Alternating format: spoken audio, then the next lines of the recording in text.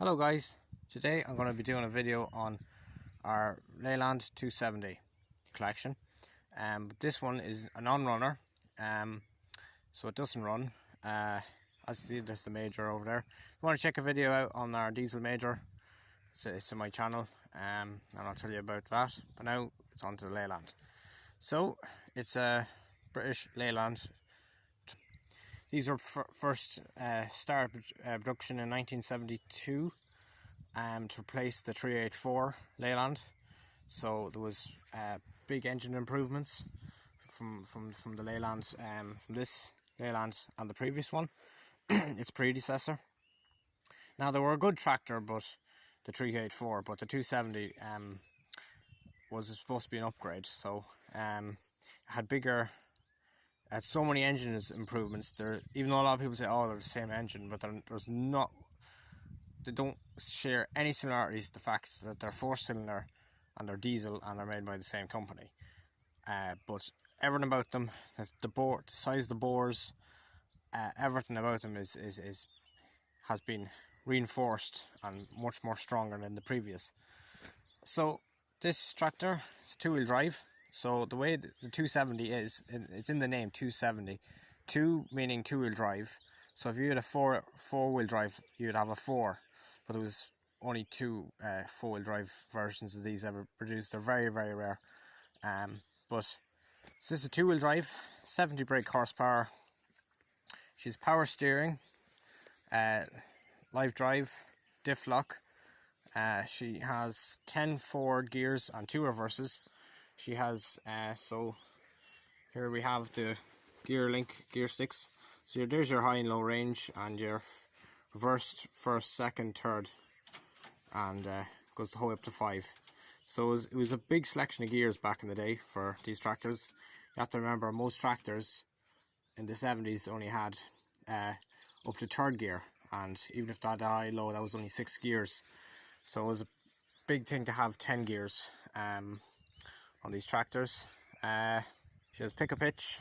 I know the arms are missing, but they had arms. They did have an option for special arms you can get for the modern tractors. They're not like, they don't have the eyes. They have like a hook, a quick hitch arms. You could get them on the Leyland, but they're very rare. So, but we're going to get some heavy duty arms for it. It would have had a cushion seat, a suspension seat. But this one is actually, it is a suspension seat, but it's actually off a 465 Nutfield. One thing with the Leylands, throughout the Leyland range, so many things could be swapped from one to the other. So we do have the original seat for this. Well, we thought it was originally, it was actually replaced back in it's 1990. But so we have the seat for this, lovely leather seat cushion. So that's not the original. As you can see, she's leaking from the half shafts. They'll need to be done. It's some tractors suffer from it, some don't. This tractor does. So yeah, thing on the pump, just a little lift pump. So if ever you run out of diesel, you could just press this and it pump diesel back into your system. Now this was a feature. This is a standard feature in all the Leyland engines and Nutfield.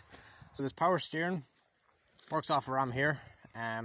So that ram just pushes your wheels back and forth. The thing on this though, the reason why she's jacked up on the front end is because the bearings have gone on both sides. So, and because these seized on it.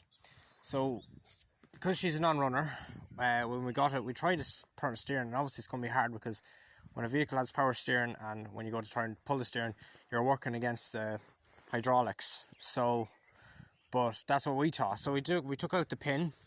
This is a pin that goes join that to the cylinder to this. And we thought, alright, this is going to free out our steering, so we're going to have manual steering. That was not the case. It was actually these axles, I think they were seized solid, and they probably are seized again because it's just lack of movement. They need to be reddened with heat and to be freed out. What more can I say? So don't worry, we do have all the panels for it. Actually, we took all the panels off. We also have doors to go on the tractor. So the only thing we have to still get is a grill. in terms of panels and little side panels for the dash. We'll talk about that later. So there's your fuel tank, your diesel tank. Then was your radiator, and then was for your oil. So it was very, very easy maintenance on these tractors. They were supposed to be very easy to work on, and indeed they are. You can actually take the engine out of this tractor and the clutch without splitting it, because the fact there's no stress in the engine, because it sits into a kind of a tub, and so there's no stress in your engine, and it leaves it easier to take engines out. But you have to know what you're doing, because it is complicated. So we're just going to get in and I'll show you a bit more around. So guys, we're in the Leyland 270. As you can see, I've actually cleaned it off before. She has done 4,583.8 hours. So it's pretty normal for a tractor of this age, because we don't know the actual year of the tractor, because it started production in 1972, so it could be 73 or 74, around them. Weren't in production for very long, compared to the 270s, or 272s I should say.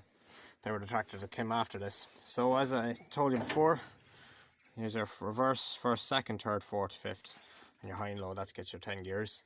So where your ignition switch should be, someone put a nail in it, not us. One thing that was good, that the fact all your clocks was under one dash. They did, when this dash came out, this came out on the 465 Nutfield. They said that it looked like a race car, because the fact, like the likes, when you look in a car, all your clocks are the same. On a tractor it was different, but I think it was a nice feature. See there, that's the speed thermometer, the outer one. So it goes the whole way up to 26 miles an hour. So back in 1972 and onwards, the fastest speed a tractor was permitted to go at that time, so the overall speed limit, you could not exceed it, was 27 miles an hour. So they'd engineered the tractor to go just at the top speed of that. So even though it's not even 30k, I know like more tractors after this could do fast, but back in 1972 that was fast enough, considering majors and Massey's at the time, some of them could only go under 20 miles an hour. So it was big till 26, but just put that in there. Your brakes, and your clutch. Here's your oil stick for the back end. So there's back end oil, and then there's oil for the front end. There's your diff lock down here. You press that down, she'll diff lock for you. There's your clutch down there. This is your lever for your pick-up hitch. So that's to release your pick-up hitch. And also your hydraulics. So the hydraulic, there would be two hydraulic, or more than three, for your select your main hydraulic controls, your auxiliaries, and your draught and position. Now this should be here, but my dad removed it. He was working on that to get it freed out, because we were getting this tractor going. So I'll tell you a bit about the story of how we bought it and so on. So my dad bought this tractor back in a couple of years ago now, 2013, I think, believe it or not, 2013, or could have been around that. So he was parked out in the field. He first thing he went over to check the tractor was to make sure the engine wasn't seized, and of course it wasn't seized. He put up a marker, and he could put a wrench in, and he could turn your engine the whole way around, and he was happy. He bought it for a scrap value of €400, which is like for nothing really when you think of it. You're getting a full tractor. I know it wasn't running at the time, but everything was on it except for doors, and a couple of little additives, including, I think, the back arms weren't on it, they were lifted off, and the battery box. There should be a battery box, that's where your battery goes. But he brought it home, he started working on it, that was grand, and he said he had it out one day and he was nearly getting it started. She was turning over, but not starting. But started raining. My dad said, right, we're just going to call it a day. Went on, and he was busy on something else, and long and behold, a month or two later, he went, right, I'm going to try and start this Leyland again, and he went over, and the engine was locked solid. So we checked on the exhaust. We had the exhaust covered. It was actually above the muffler, so I'm just going to show you on the major. So we have it always covered, but it was actually like above here where the hole came on the muffler, on the silencer, and it leaked water in, and it sat there seizing one of the pistons. We don't know. We're gonna, as you see, we took the manifold off, we've taken everything off. They're all clogged at the moment to stop any more water getting in, but we're going to get them all cleaned out, and hopefully we'll get the engine spinning, and we'll see about getting her going again. So that's the story on that. Now, so another fact about the 270, the engine in a 270, and I believe the 272 engine as well, they're very, very similar, except slightly tweaked. Very, very similar, but different. They were used in the JCB 3C diggers. So if you look into a 3C digger, you would see a Leyland 498 engine, and obviously it would have been tweaked different, because if it was or it wasn't. But yeah, they were similar engines. They were also used in some of them were used in lorries, I believe, as well. And then there was some used in all sorts of things. This is the one thing with tractors. Engines are not just used in the tractors themselves, but they can be used right across the range. But that's just an interesting fact I want to say about the 270. So another thing with this Leyland, so it has the crashed gearbox.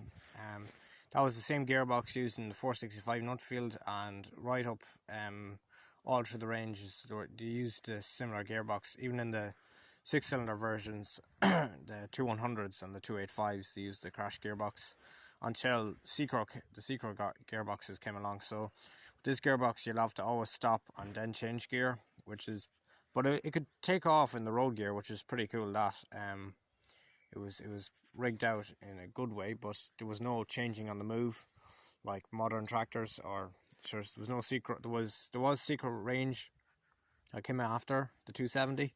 So the 270s was overtaken by the 272, replaced it. Then they had a Secro version, and that's what they were known for. So that's that. That's the Leyland. Hope you enjoyed the video, guys. And you have to remember that this tractor is going to be restored. We're just working on another one at the moment, and when we get a bit more done. And with the current situation the world's in with the coronavirus and whatever, and stay safe in these times, but this tractor is waiting patiently, because if we were going to take the engine out or apart, we want to get a brand new engine kit to go back on, and in order to get that you have to go places, and we can't at the moment. We're here in Ireland, we're in lockdown, so that'll have to wait. But yeah, that's the Leyland. She was saved some scrap, and hopefully she'll be running soon enough. And when she does, or when we're doing work on the engine, I'll keep you posted on that. But I just wanted to show you it and a bit about the history on them. So guys, I'll see you in the next one. Bye for now.